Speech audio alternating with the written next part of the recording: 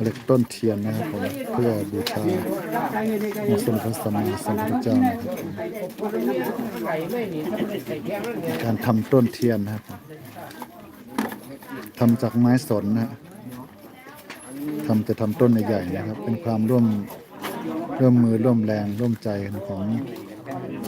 พี่น้องชาวไทยใหญ่บ้านเปียงหลวงอำเภอเวียงหางจังหวัดเชียงใหม่หมวดหนึ่งนะครับผมแยกกันเป็นหมวดแล้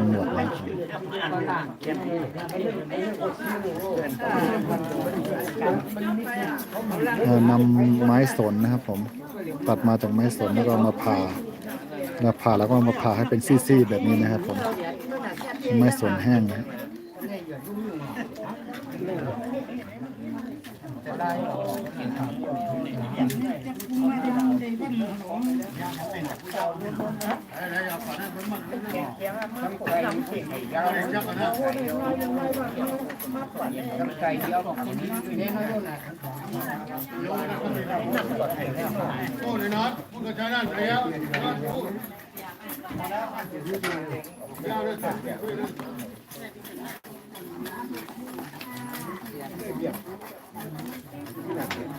นี่มันเป็นงานประเพณีนะครับผมเอาไว้จุดตอนงานสลากนะครับผมคนแท้ทุกข้าเราวันนี้คนหาคนเลี้ยงนี่ว่ะเราคนเท่าไร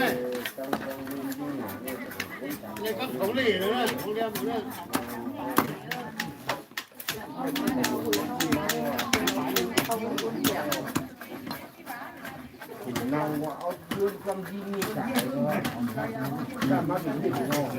นี่จะเป็นขั้นตอนนึงนะครับผมเป็นการเลือกจัดตอกนะครับผมทำตอกทำจากไม้ไผ่เพื่อเอาไว้มัดนะครับผมใช้วัสดุที่มาจากธรรมชาติทั้งหมดนะครับผมวัสดุทุกอย่างมาจากธรรมชาตินะครับ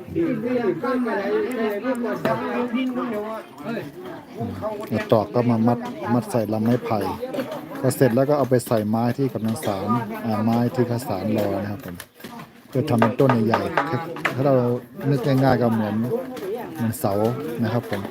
คล้ายๆมันจะทำออกคล้ายๆเสาไฟมันเป็นต้นใหญ่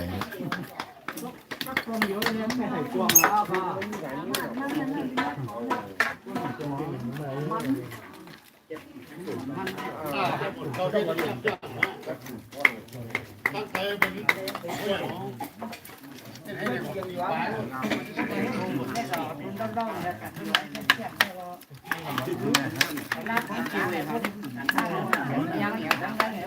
เขาได้แน่ๆกับมือเนี่ย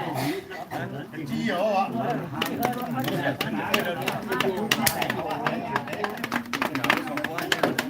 ผมลูกคนน้ำมันหล่อที่เขา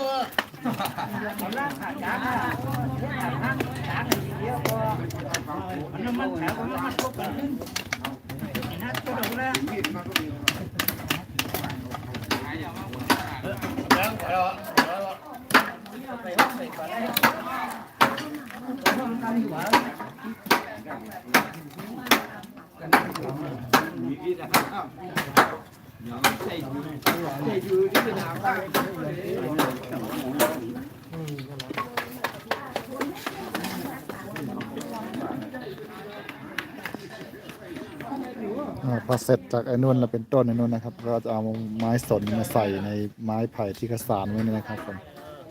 สานเชือกนี่นะครับ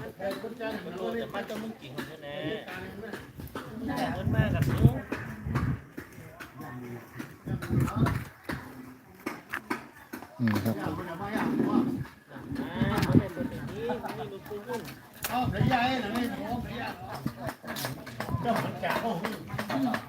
นี่ครับผม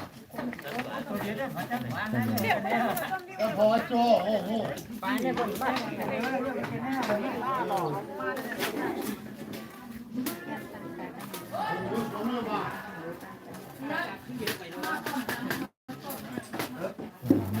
เตรียมต้นประทีปนะครับผมต้นประทีปถ้าคนแก่มาร่วมบนต้นประทีปไว้บูชาพระไปสลากออกพรรษาเลยเนี่ยงานสลาก ต้นปักแบบนี้นะครับตัวนี้เป็นสีเราทำกันลมด้วยนะครับ โดนเต้นหมดหนึ่งค่ะ ยายหมวยเป็นนางเอกนี่มีไอเซ่เป็นนางเอกนี่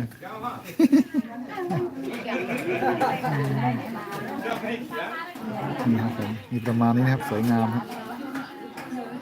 อันนี้มันแบบนี้พุ่งนะมีใส่น้ำ